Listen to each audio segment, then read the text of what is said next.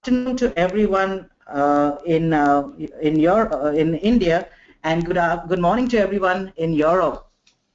And welcome to this webinar on membranes and biorefineries. This webinar is organized by the European Business and Technology Center along with VITO. Today I have the privilege to introduce you to Dr. Heleen de Wever, who's the project manager for VITO. VITO is a leading European research and technology organization in the areas of clean tech and sustainable development, elaborating solutions for the large societal challenges of today. VITO provides innovative and high-quality solutions whereby large and small companies can gain a competitive advantage and advises industry and governments on determining their policy for the future. Welcome, Dr. Heleen de Wever. Before we start the webinar and the presentation, I would like to lay down the housekeeping rules. As of now, you are all muted to avoid any background noise when the speaker is speaking.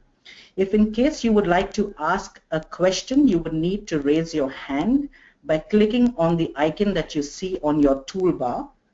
All questions will be asked at the end of the presentation. Moving on, I would like to share with you a little bit about EBTC. EBTC is the European Business and Technology Center. We are an EU-funded initiative, and EBTC is the only center dedicated to promoting European clean tech in India. We have 4 offices in New Delhi, in Mumbai, in Bengaluru, and in Calcutta. EBTC has 39 partners in Europe and in India. VITO happens to be one of our partners, and EBTC is very happy to have VITO present to you on this topic, which is membranes and biorefineries today. EBTC focuses on 4 sectors: biotechnology, energy, environment, and transport. We are here to help the European companies find opportunities in India in the clean tech space. So with that, I would like to pass this on to Dr. Heleen de Wever, who will present to you her presentation for today's discussion. Thank you. Thank you so much for this nice introduction, and also welcome from my side to all the participants in India and in Europe. The content of this webinar is summarized in the slide that you see here. I would like to say a few more words extra on VITO as complementary to what was mentioned already in the introduction. Then I would like to go to concept and processes that are linked to biorefineries, and then of course address the potential of membranes in different parts of a biorefinery, upstream processing, core conversion processes, and downstream processing to come to some conclusions. So first, a few words on VITO. VITO is the Flemish Institute for Technological Research. We are located in Belgium, in the heart of Europe, and we are indeed focusing on making products and processes more sustainable. We are a research and technological organization performing strategic research with the aim to develop and apply innovative technology, ideally on relatively short term in companies. We have 5 major areas of interest, which are listed here: health, energy, chemistry, materials, and land use. And we have various stakeholders coming both from the industrial side and from the governmental side. The group of VITO that I am working in is particularly focusing on the development of innovative technology for industry in the area of sustainable chemistry. A few more key data. We are located in Flanders, one region of Belgium, but we have a global focus. We have over 750 people working with us with various nationalities, and also quite a few Indian collaborators. And we take up a central position between industry, academic world, and government. Our revenues have increased a lot over the years, now with a ratio 3:1 of external revenues compared to the money that we get from our regional government.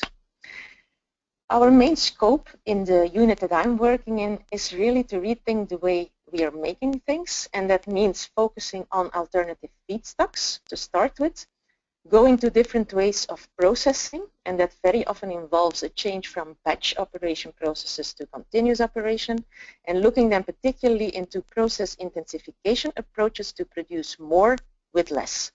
So this all fits, of course, in the overall concept of the circular economy, where we want to focus on the use of novel raw materials, save on process water, and save on solvents and other types of resources, of course.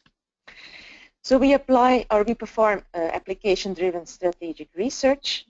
Important to know is that we're focusing on alternative feedstocks and want to develop new value chains.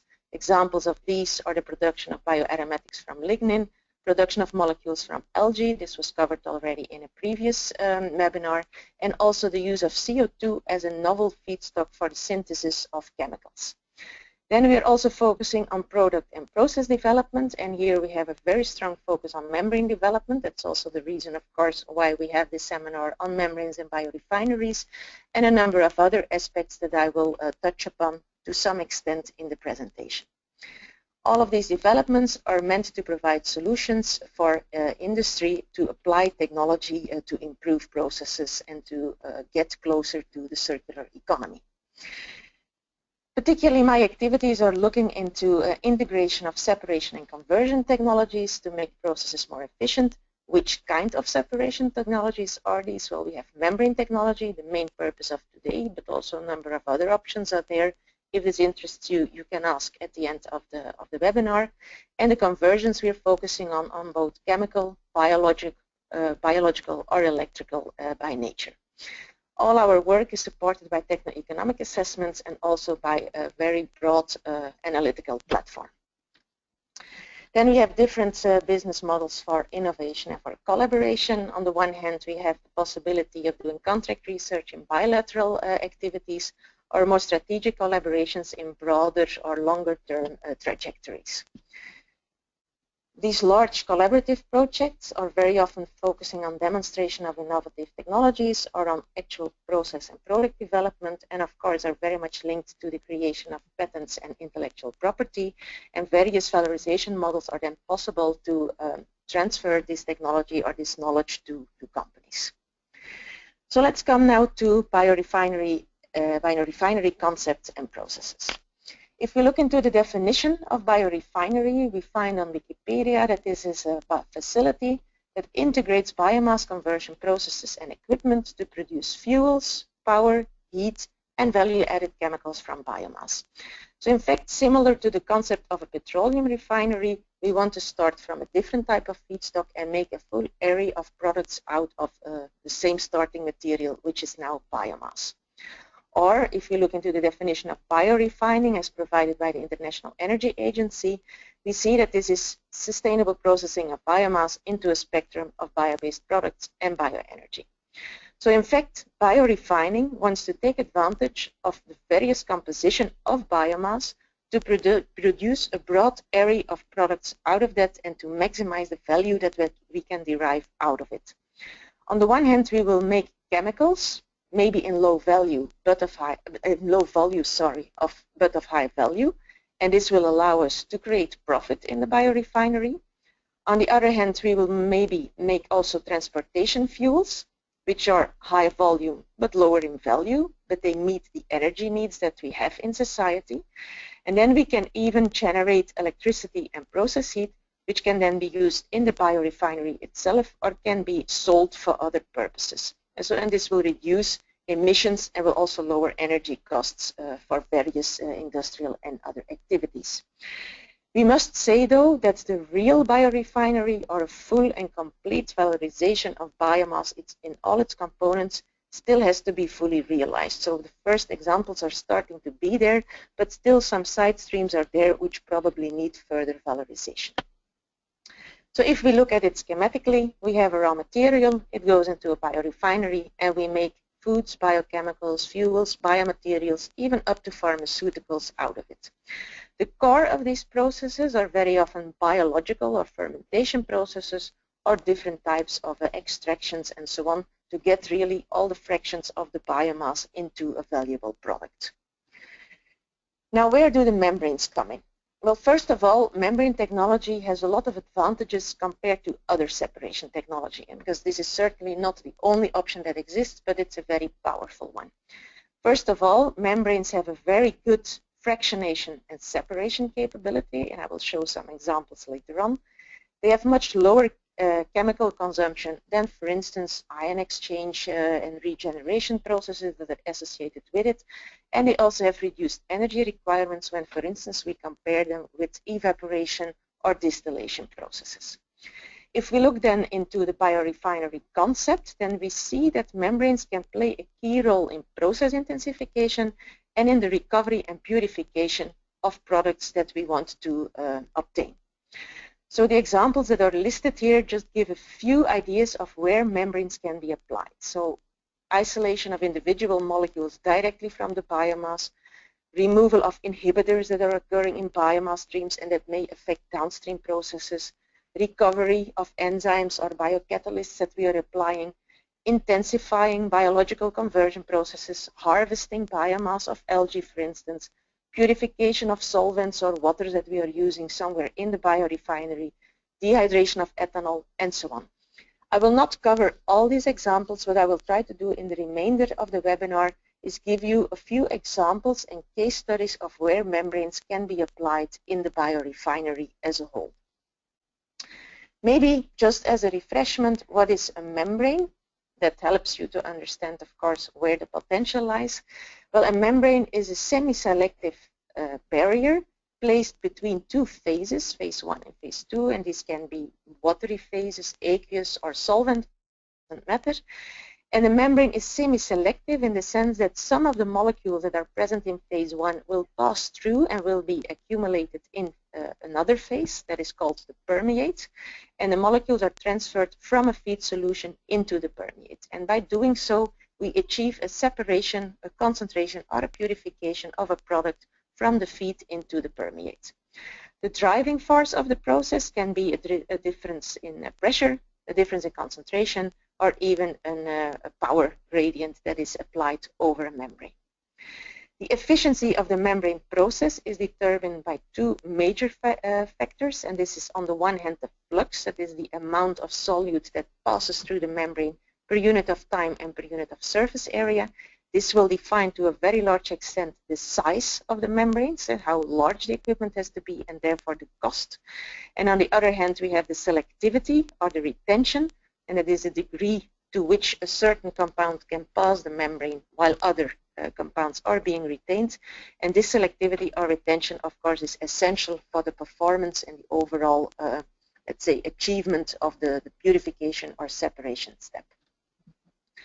Examples then of where membranes can be applied in biorefineries, taking into account the previous. In ethanol production, we have, let's say, per-evaporation processes. I will come back to that later on.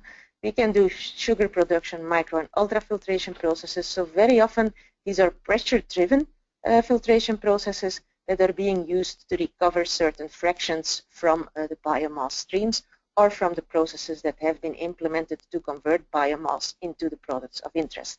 But we also see electrodialysis and electricity or a power-driven separation process, or per-evaporation that is more linked to differences in affinity of the solute for a membrane, particularly then for more volatile solutes. So let's give a few examples then of where membranes can be applied in upstream processing. And upstream processing, I consider that everything that is happening before we go to a core biological or chemical conversion process in the biorefinery. The first case that I would like to highlight here is the production of bioaromatic molecules from lignin. You're probably well aware that lignin is a very important constituent of most biomass sources. At present, mostly the sugar fraction present in biomass is being released from the biomass or from the second generation feedstocks to do, for instance, a fermentation process and convert sugars into bioethanol. And that leaves the lignin as a residual fraction that is not valorized at this moment, except maybe for burning it and for energy generation. But that's a rather low value valorization. So we actually want to look into different ways of valorizing the lignin, and that is going to the production of bioaromatic molecules. In this respect, I want to refer to the Biorisin initiative. This is a joint initiative taken by VITO and other research organizations in Europe, such as TNO in the Netherlands. It's a platform that focuses on production of bioaromatics, and that really wants to become the best or the top research center on bioaromatics in the few years to come. In Biorisin, a roadmap has been developed on how we see the production of bioaromatics, and you see here that different approaches are possible, going from processes that are more or less already in place or operational and that focus more on the production of BTEX type of compounds. Then we have the sugar-based processes that also generate a series of aromatics, bulk and specialty ones on a time horizon up to 2020. And then we have the lignin-based approaches that even have a longer timeline, because these are only starting to be developed and assessed. And exactly this fourth horizon, the lignin conversion into bioaromatics, is what VITO is focusing on. Now, if we look into the structure of lignin, this is really a very complex matrix consisting of, for instance, starting from plant material, a very complex structure in which a series of C5 and C6 sugars are present in cellulose and hemicellulose fractions, and linked to that also lignin fractions. You see here an example of all the aromatic structures that are present in lignin, and that we could potentially recover out of that residual fraction of biomass. Now, which approach do we want to use there? Well, you can start from this complex lignin structure and apply new technology to produce benzene, toluene, xylene, so typically the BTEX compounds that are currently also being produced, but starting from petroleum. So this would imply the development of new technology and has an interest of its own. However, this is not the route that we want to elaborate on or focus on. In fact, we really want to look into new technology that allows us to fractionate the lignin, but by maintaining the different functionalities that are present on the aromatic structures. And then you see here that we want to produce oligomers or monomers that have really functional groups on the aromatic ring, aromatic groups or functional groups that are still maintained from the original structure. So this is really the focus that we have, because we believe it's better not to only go for drop-in chemicals, replacing the ones that we currently have but petroleum-based, but really go and look for molecules with new functionalities that can also open up new markets for the bio-based economy. So if we look into membrane separation, then we think that after the pre-treatment of lignin, fractionation of the complex structure, and the generation of all the oligomers and monomers, we really want to do a rather selective separation of monomers or with certain functionality from this mixture. And for instance, nanofiltration membranes could be suited for that. We apply a pressure over the membrane, and this will allow then certain molecules to pass through the membrane based on the selectivity of the membrane that we have chosen. And this selectivity of retention is given by the formula that is shown here on top. One step further, we want to use membranes or membrane technology that VITO has developed, so proprietary technology, which is called FUNMEM. FUNMEM stands for functionalized ceramic membranes, and the functionalization really adds a lot of benefits to the performance of the process, and I will show that in the next slides. So first of all, let's look into an example of what we can achieve starting from one particular source of lignin that is generated through the organosolv process. So the lignin has been cleaved in a reductive way, some derivatizations have been performed, and we obtain then a series of aromatic monomers, dimers, oligomers, and residual lignin, of course, in a mixture. And now we want to selectively, let's say, separate some of the materials that are present here, and for instance, focus on the low molecular weight molecules and get these out of the mixture. And then we apply nanofiltration or membrane separation. And then you see here, among the different classes of molecular weight, we have a membrane that allows us to enrich a fraction in these very low molecular weight molecules only. So this is really a nice example of how we can fractionate very complex mixtures coming from biomass. When we use our functionalized membrane technology, we can go a step further. If we have different molecules with a fairly similar size and molecular mass, we can separate them based on affinity.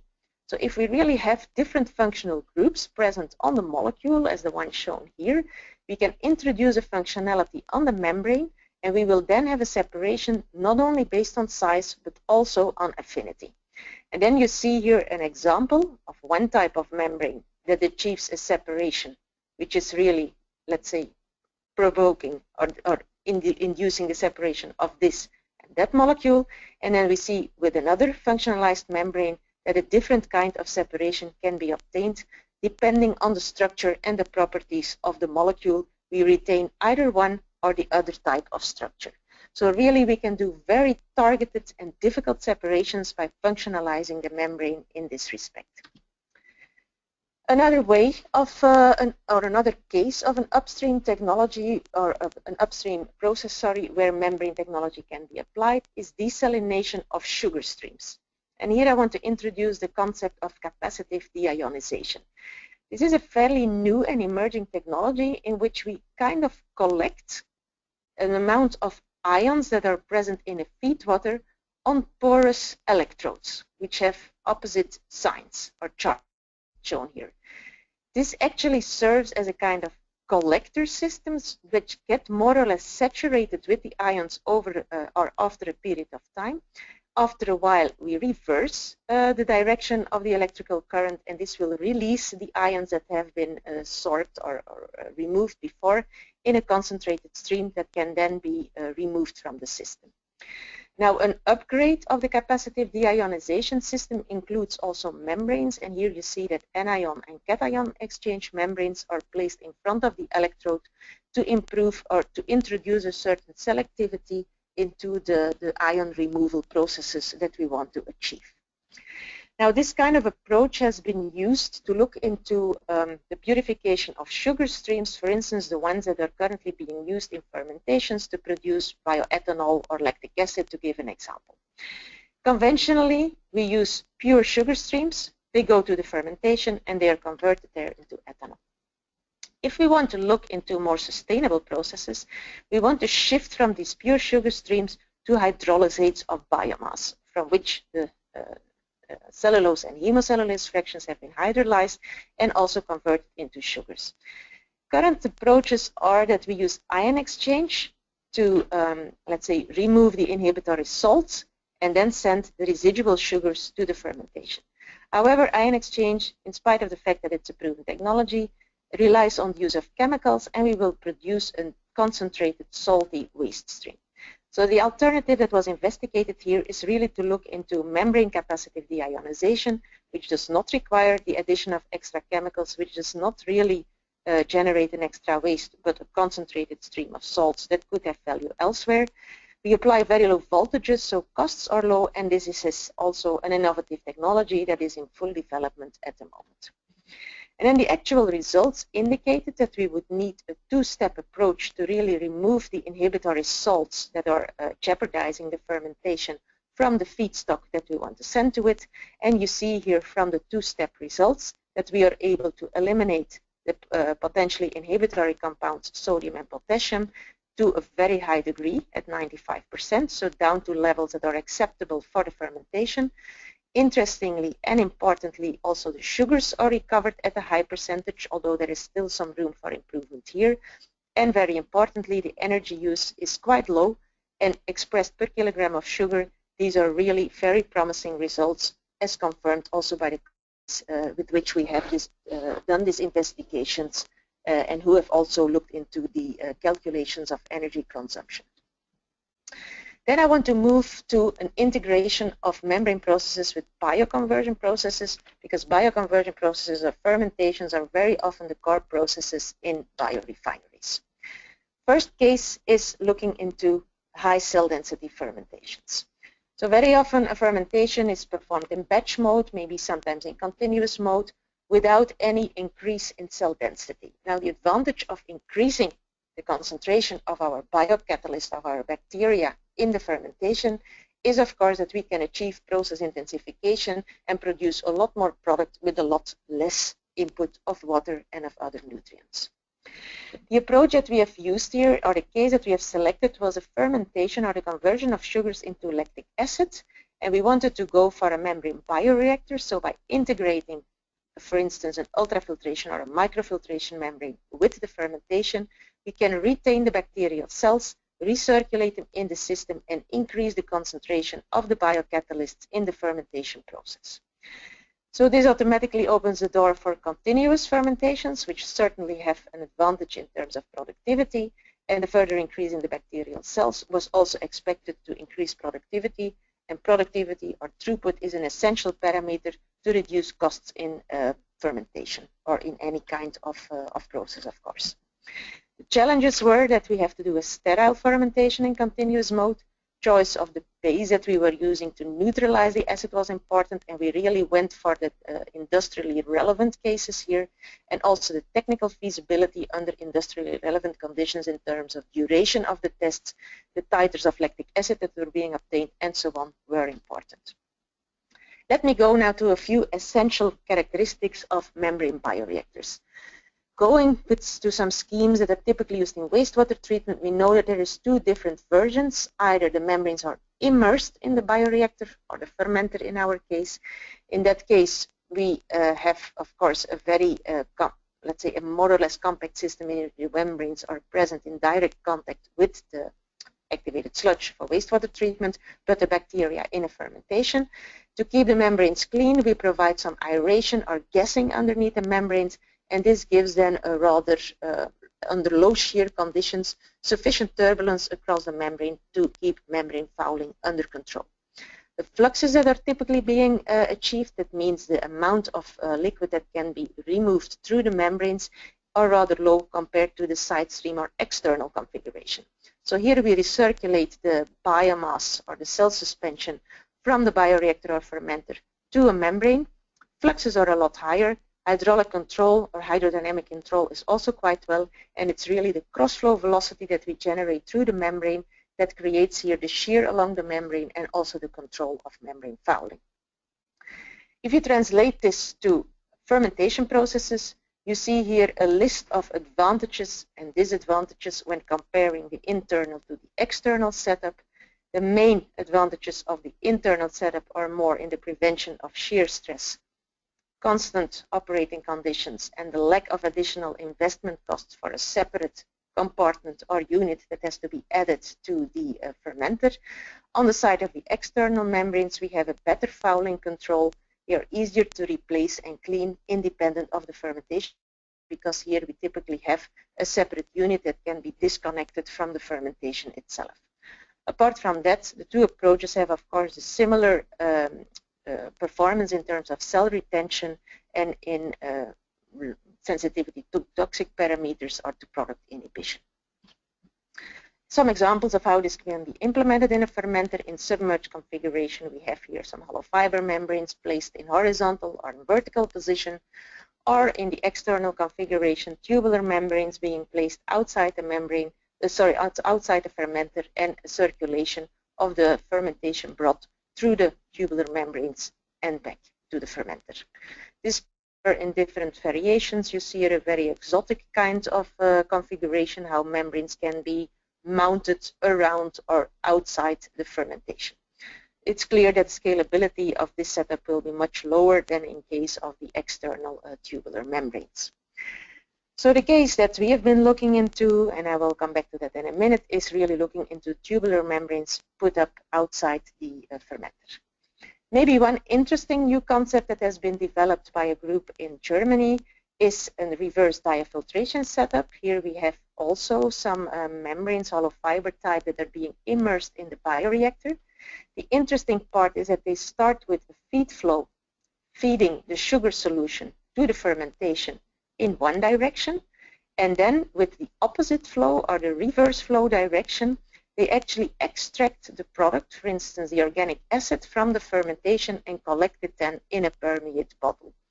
By reversing the flow, of course, the membranes are being cleaned, and the fouling is kept under control, and we combine the addition of feed and the removal of a potentially inhibitory organic acid from the system as a function of time. So this is really a very clever concept to combine membrane performance, control of membrane fouling, with also the process characteristics. Now our own work, back to the lactate case fermentation. This was a joint research and development activity in a project funded by the Institute for Sustainable Process Technology in the Netherlands. And you see here the industrial parties that were involved in the research project and also the research organizations. The membrane bioreactor that we have developed is shown on this picture here. So you see a 2 to 3 liter fermenter setup, and this is coupled to an external membrane, a tubular membrane. One of the tubular membranes that can be put in series or in parallel. We have some flexibility there, and that is shown here as more or less a 1 meter long tubular membrane in a dedicated module. And with this pump, which looks quite big in fact, there is a recirculation of the fermentation broth through the membranes. What did we achieve? Well, we did a stepwise optimization starting from the batch fermentation, where we have lactic acid titers of 80 grams per liter, and this is really what is of interest for the industrial application, but maximal productivities that are limited to 2.5 grams of lactic acid per liter of fermented volume per hour. Shifting from batch to continuous fermentation, we can already, at the same lactate titers, double the productivity. So here we achieve 5 instead of 2.5 grams per liter per hour, but we still wanted to push the productivity much further because that is where the advantages of the process may lie. So then we made a step from a continuous fermentation to the membrane bioreactor setup. This results, of course, in an increase in the cell density, in the concentration of the biocatalyst. And then we see here in our first trial that we were able to maintain these high lactic acid concentrations and even further double the productivity compared to the continuous fermentation. And then after a series of optimizations, we were finally able to reach productivities on average of around 20. So that's almost a factor 10 better than in batch mode and a factor 4 compared to the continuous fermentation. The lactic acid concentrations seem a bit lower here, but during certain periods of the fermentation, we were able to reach concentrations of over 90 grams per liter of lactic acid. So these are really very promising results showing that we can achieve process intensification, and that shifting from regular batch fermentation to continuous mode and to a high cell density fermentation really brings benefits and is really a case of process intensification. Of course, there were a number of fouling and scaling issues. So on the membranes, we saw that a lot of material was accumulating on top of the membrane layer. And you see here how different all the materials look that were deposited on top of the membrane. We did then some more detailed analysis, and we did scanning electron microscopy evaluation. And we found that the precipitates that were found on the membrane had a composition that could correspond to calcium phosphate, or for instance also calcium carbonate, and even combinations of calcium with organics. So we assume that this is probably calcium lactate that is precipitating to some extent on the membranes. So the potential scalants mostly in this case were all calcium related salts, and this also emphasizes the importance that we had to operate under industrially relevant conditions, and if it was important to use lime as a calcium hydroxide as the base to achieve the high lactate titers and to maintain the process under conditions that are relevant for the industries. Otherwise, we can change the process, use sodium hydroxide as a base, avoid a lot of the problems related to the membrane performance, but this is not what is really desired by industry in this case. So it's really a nice result that we have obtained, taking into account the boundary conditions that are important from the industry side. Then shifting to in situ product recovery, that's another step or way in which we can achieve process intensification by combining membrane technology with bioconversion processes. We really want to integrate then separation technology with a conversion, and this can be done on aqueous or on solvent streams. The big difference between downstream processing and in situ product recovery I want to highlight here. In downstream processing, We finalize our fermentation. The fermentation broth is sent to a series of concentration, purification, or fractionation steps, and this brings us the pure product that we are interested in. We can combine this with recycling of solvent or aqueous medium. In integrated separation, we really integrate the first step of the downstream processing in a closed loop with the conversion process. This opens perspectives for continuous operation and also for enhanced reactions, because we can remove potentially inhibitory compounds from the fermentation while they are being produced. So this really requires a closed loop circulating again the fermentation broth through the separation process. So if we look into the configurations that are possible, then these are either direct contact or indirect contact ones. What does that mean? In the direct contact mode, we bring the separation process in direct contact with the fermentation broth. In the indirect mode, we place a cell separation step in between, as illustrated here. We have, for instance, an ultrafiltration step retaining the cells and recycling the cells to the fermenter. This can then be combined also with increased cell density operation, as we could discuss before for the lactate case.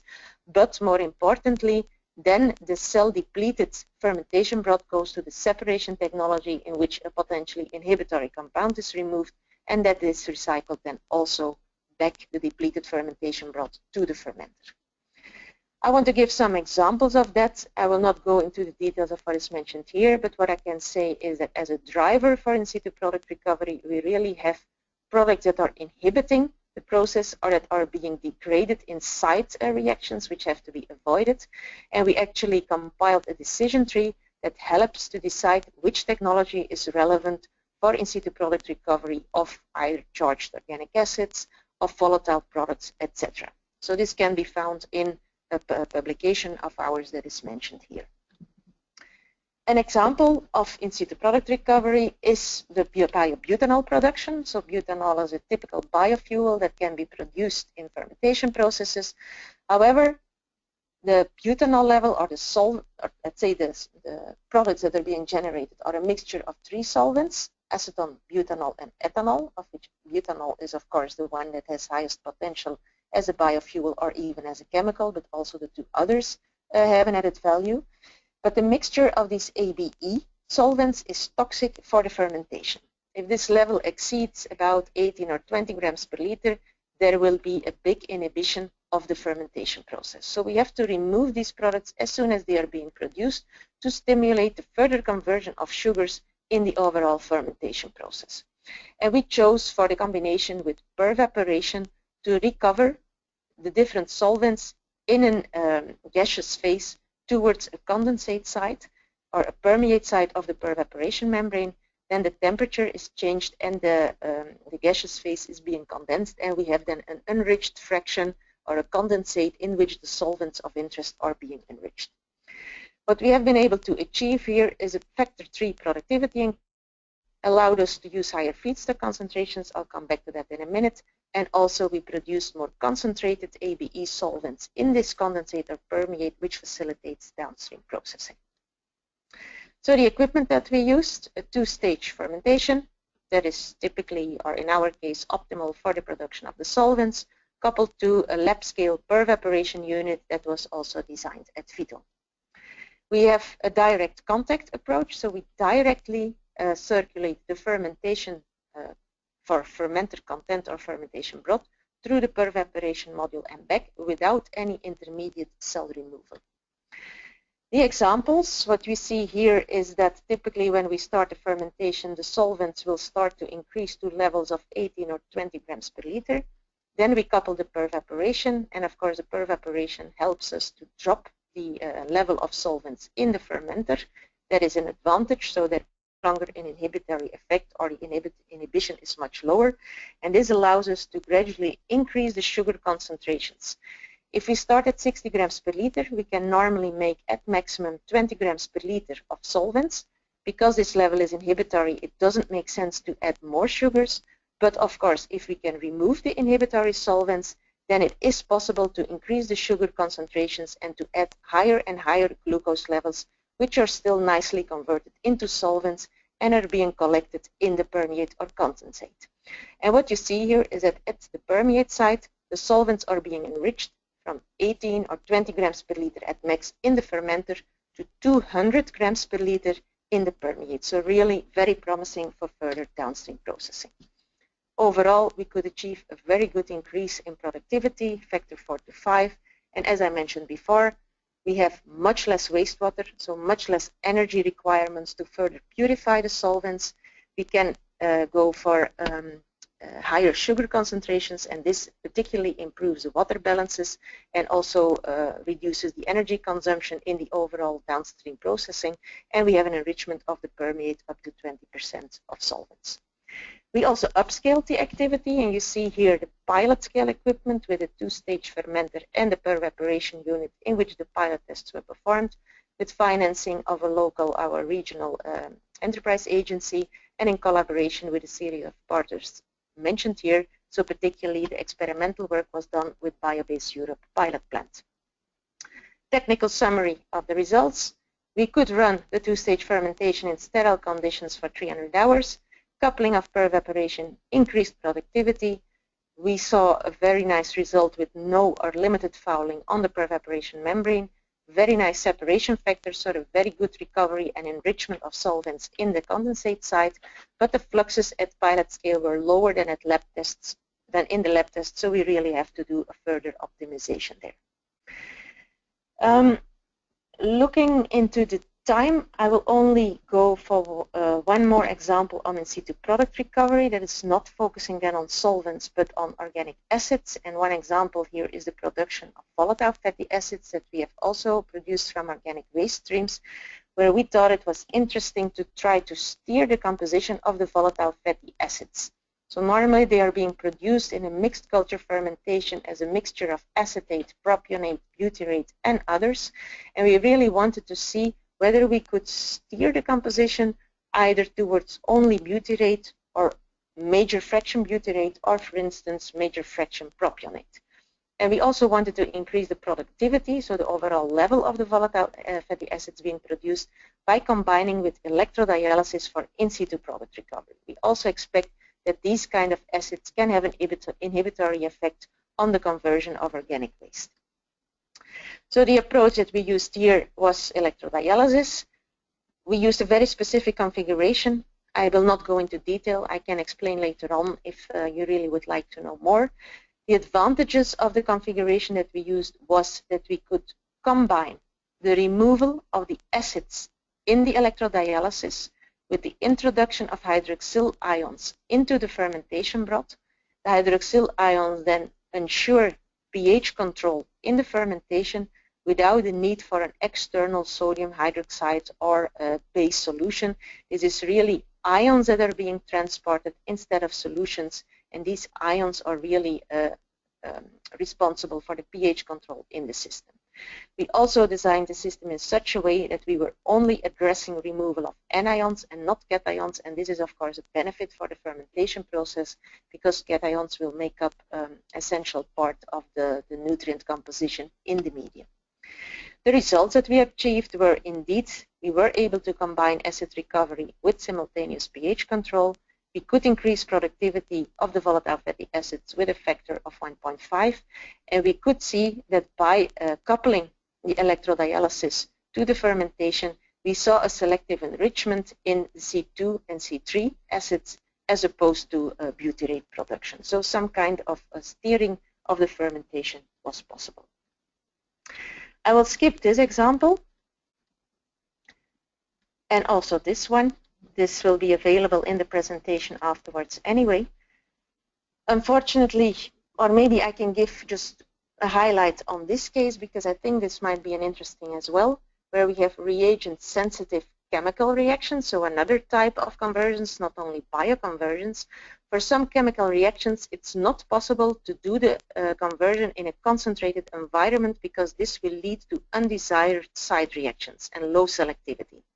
So they have to be executed in a diluted environment. However, dilution has as a disadvantage that we will have a very high solvent or water use and a very high product mass index. So in terms of process intensification, very undesirable. And we can in fact combine membrane technology in a clever way with the conversion process to simulate the dilute conditions for the conversion but avoiding the high solvent use. I will not go into the details of the actual coupling, but what we have been able to demonstrate is that we can significantly decrease the amount of, or that we can significantly increase the process intensification or the degree of process intensification. We already were able to demonstrate reduced solvent use for about 85%, so really substantial. We could achieve higher productivities, but even by improving the product yield. And so here we were talking about production of pharmaceutical level of pharmaceutical grade products, so very important. And so the time to market was really very short to get this kind of process into full scale or even pilot scale implementation or into product development, sorry. Then we have some examples for downstream processing. In the interest of time, I will not go into that. What we can typically do there is, for instance, do diafiltration approaches to change one solvent with another one, or to change a solvent with a water phase to improve the processes or to purify products. What we can also do is look into aqueous streams, concentrate them, do targeted separation of organic and inorganic compounds, look to the links between water and energy minimization or optimization, and here a series of membrane processes also have high potential and can be very promising and useful to reduce or to increase reduce resource use. So that brings me to the conclusions. A multitude of membrane technologies can be implemented in biorefineries. I've shown cases and successful examples in upstream processes, in combination with core biological and chemical processes, and in downstream purification of products in aqueous or solvent streams. Membrane technology has a high potential for process intensification, can be combined with bioprocesses to increase productivity, to reduce process flows, and to decrease energy consumption. So that has a benefit, of course, in terms of costs, operational costs in particular. But of course, we have to evaluate case by case for the process and for the whole biorefinery treatment train, which membranes can be implemented where and under which conditions. So, and this has to be evaluated in a clever way to make sure that we obtain. Okay, so that brings me to the end. And that opens the webinar for questions. Thank you. Thanks. Thank you, Dr. Heleen de Wever, for that fantastic presentation with a lot of illustrations. I noticed from your presentation there were a lot of examples and case studies and illustrations. And now I am going to moderate the question and answer session. If any one of you would like to ask a question, please raise your hand by clicking on the toolbar, which is on the right out there. You see a little hand. Click on the toolbar and I will unmute you and you can introduce yourself and ask the question.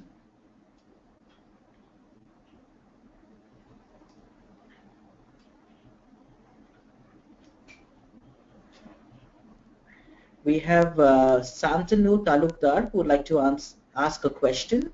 Santanu, I'm unmuting you and you can go ahead now and ask your question. Hello, Dr. Heleen. It was a nice presentation. Thank you. I just wanted to ask a typical question in terms of biorefineries. Yeah. What is the typical life usage of a membrane?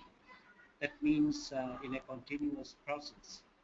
How long would you normally envisage that a membrane will be used, and then you would need to periodically change the membrane? Yeah. Okay. Thank you for your question. This is, I think, a very relevant question related to any type of membrane process, and this is also why I have emphasized at the end that, in fact, for each step in the biorefinery and for each condition or process where the use of membrane technologies could be considered, we have to evaluate case by case how suitable it is and how the membranes will perform. What I can say here is that we have a wide range of possible applications. For instance, there will be per-evaporation membranes that are being used for the dehydration of bioethanol. This is a well-established application. There is a lot of experience in it, and there the lifetime of the membranes will certainly be several years. And so I think the suppliers are best placed to give then the right indication of the guarantee that they can give on the lifetime.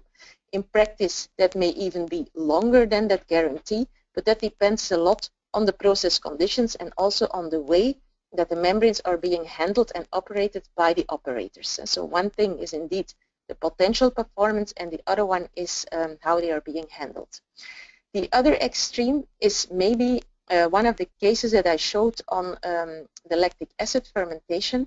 There we saw that the fouling or the scaling on the membrane is occurring very fast. That means that we would have to do very frequent cleanings, and we also know, of course, that the more frequent we have to do chemical cleanings, the shorter the lifetime of the membranes will be.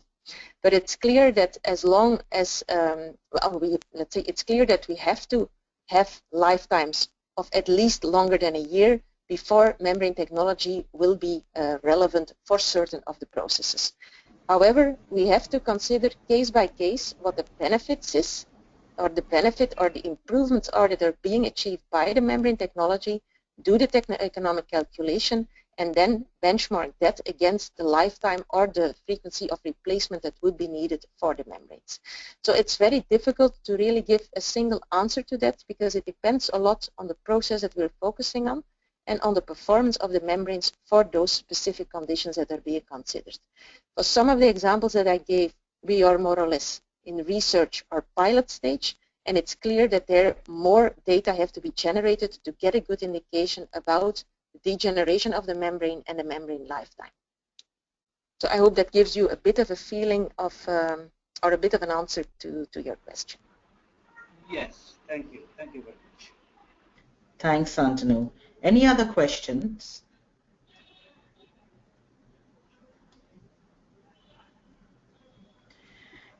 Helen, I have a question. This is Joelia from EBTC. You are looking at coming to India with these technologies. What's the kind of homework that you have done on the Indian market? What's the that you would have done on the Indian market prior to, coming down to India? We have been looking, of course, into the developments that are ongoing in India in the area of the bio-based economy. I think there is very large initiatives there being taken, large-scale installations that are already in operation. There is very large companies active in the field, so I think we see a lot of complementarities there, or a lot of potential of the activities of these companies, these big players, and also this broad area of stakeholders in the area of the bio-based economy broad, and of biorefineries in particular, to match the experience that we have on membrane technology and on the integration of membranes with processes in various ways into the development of new processes, to introduce that into the Indian market, and also to collaborate with different players on that to introduce it into processes, or at least assess the feasibility and the economics of these processes when they are being applied into the specific conditions of the Indian situation. Because it's clear that the feedstocks that you are using, the processes that you are implementing, will not entirely be the same as the ones that we are considering here in Europe, for instance. Great. Thanks so much. I see that Ludo Diels has a question. Ludo, if you can, you have been unmuted, if you can ask your question. Hello, Joel, and hello, Heleen. I do not have a question. I just wanted also to add something to the question of Joel concerning the business in India. At the moment, we see that there is a huge potential for use of membranes in India, and not that very much under development. And we believe really that as well for classical downstream processing, referring to the former webinars, as to the integrated processes, there is a lot of potential. And we already have done with some companies some tests as well, and we are negotiating with other companies. And also I would like to invite the participants of this webinar to contact us for further discussion, and then we will certainly visit them during our next visit to India, which will probably be end of January, beginning of February next year. Thank you. Thanks, Ludo. Just for everyone's information, The slides and the webinar links will be sent to you all after the webinar. And in case you would like to write your question directly to Dr. Heleen de Wever, you have her email address there. It's Heleen, Heleen .dewever @vito.be. Please feel free to write your questions directly to her. I would like to also make an announcement that at the end of November, the last week of November, we will have a physical workshop co-organized by EBTC and VITO in Mumbai, and you all will get an invitation. That way you can come down and meet with the team from VITO, look at their technologies, have your questions answered, as well as share your feedback on the technologies. So this would take place in the last week of November 2015. So with that, we are close to closing down this webinar. So thank you everyone for participating. Thank you the team from VITO, Heleen and Ludo for being part of this webinar. And I wish you all a good afternoon and a good day. Thank you.